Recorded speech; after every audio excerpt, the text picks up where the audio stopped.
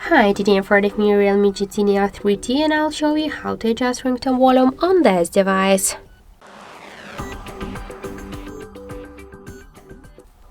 So first we should open the settings application and then tap to the sound and vibration. Here you'll see the ringtone volume panel. Just hold and slide to the left or right side this dark dot.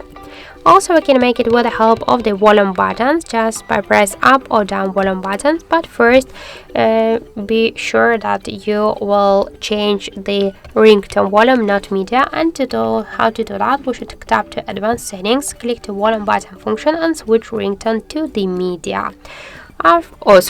Media to the ringtone.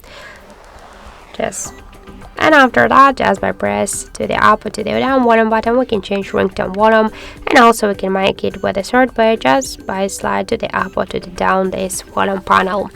So that's it. Thank you for watching, and if you find this video helpful, don't forget to leave a like, comment and to subscribe our channel.